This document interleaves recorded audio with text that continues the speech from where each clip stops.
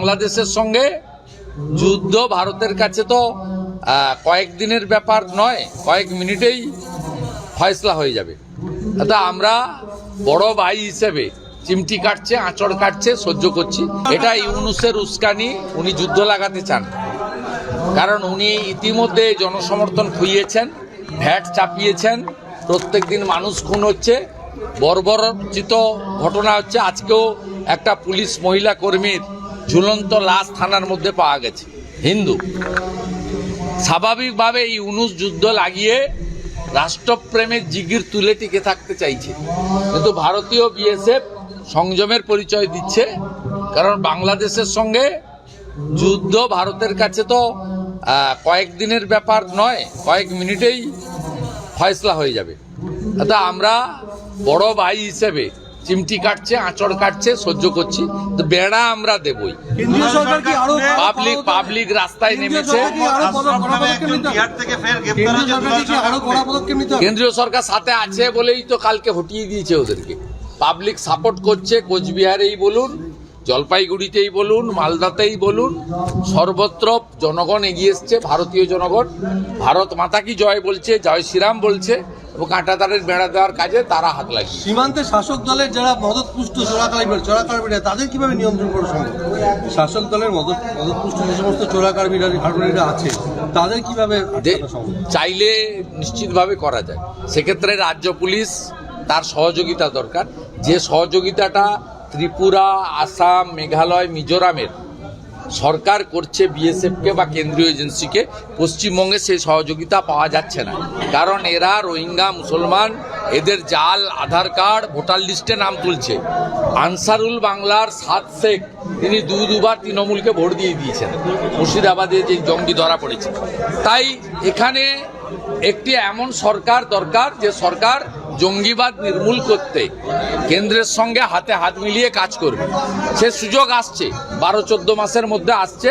বাংলার লোককে ঠিক করতে হবে যে তারা জঙ্গিদের নিয়ে, তারা বিষাক্ত সাপকে নিয়ে রাত্রি যাপন করবে না বিষাক্ত সাপকে একদম খতম করে নষ্ট করে দেবে। ধর্মীয় কারণে উৎপীড়িত হওয়া বাংলাদেশের হিন্দুদের, বুদ্ধিস্টদের শরণার্থী হিসাবে মর্যাদা দেবে, বাড়ি করে দেবে, জলের ব্যবস্থা করবে, কাজের ব্যবস্থা করবে, 3 বেলা খাওয়ার ব্যবস্থা করবে, চিকিৎসা করবে।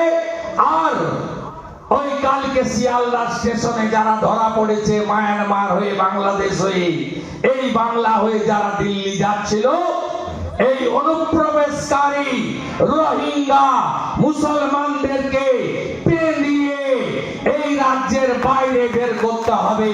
এটাই হচ্ছে একমাত্র সমাধান। গোটা পৃথিবীর হিন্দুদের বাংলাদেশের হিন্দুদের পাশে দাঁড়ানো উচিত। সেই কাজ আমরা আমাদের সীমাবদ্ধ ক্ষমতার মধ্যে দাঁড়িয়ে এপার থেকে করেছি, আপনাদেরকেও করতে হবে। এবং সবাইকে বাংলাদেশের পীড়িত, নির্যাতিত, বঞ্চিত, আক্রান্ত তাদের পাশে আমাদের সকলের দাঁড়ানো উচিত। আমরা যদি প্রকৃত হিন্দু হয়ে থাকি এবং আমরা যদি সনাতনকে বাঁচিয়ে রাখতে চাই, এই লড়াইটা শুধুমাত্র হিন্দুত্বের লড়াই নয়, এই লড়াইটা হিন্দুদের অস্তিত্ব রক্ষার লড়াই। আমরা শুধু বাংলাদেশ কেন, এপার বাংলায় আমরা কেমন আছি, এপার বাংলায় আমরা হিন্দুরা বিপন্ন। আপনারা জানেন যে আমি বর্তমান শাসক দলের অনেক গুরুত্বপূর্ণ জায়গায় ছিলাম, প্রশাসনিক এবং দলগতভাবে। তারা আমাকে তাড়ায়নি, আমাকে তারা ধরে রাখার চেষ্টা করেছেন শেষ দিন পর্যন্ত, 1 ডিসেম্বর 2020 পর্যন্ত। আমি ওই দলকে পরিত্যাগ করেছি। তার মধ্যে অন্য কারণগুলির মধ্যে সবচেয়ে বড় কারণ যেটি ছিল সেটা হচ্ছে অ্যাপিজমেন্ট, তুষ্টিকরণ, তোষণের রাজনীতির বিরোধিতা করার জন্য। তাই আমরা এপার বাংলার হিন্দুরাও কেউ ভালো নেই, ভালো থাকতে পারি না। তার কারণ রক্ষক যদি ভক্ষক হয় কখনো আমরা টিকে থাকতে পারবো না।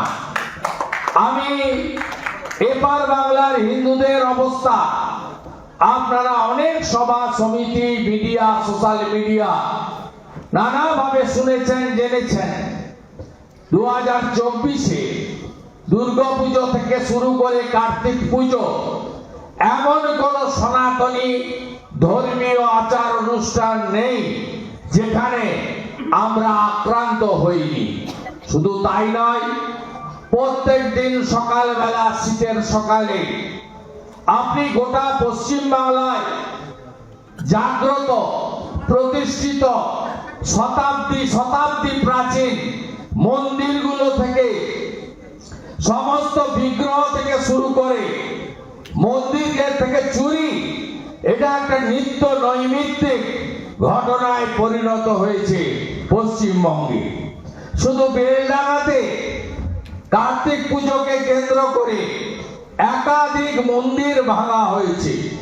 হ্যাঁ, বাংলাদেশে 600 মন্দির ভেঙেছে, এপারেও অনেক মন্দির ভেঙেছে গত 3-4 মাসে, যার অসংখ্য আপনারা উদাহরণ আমরা দিতে পারি।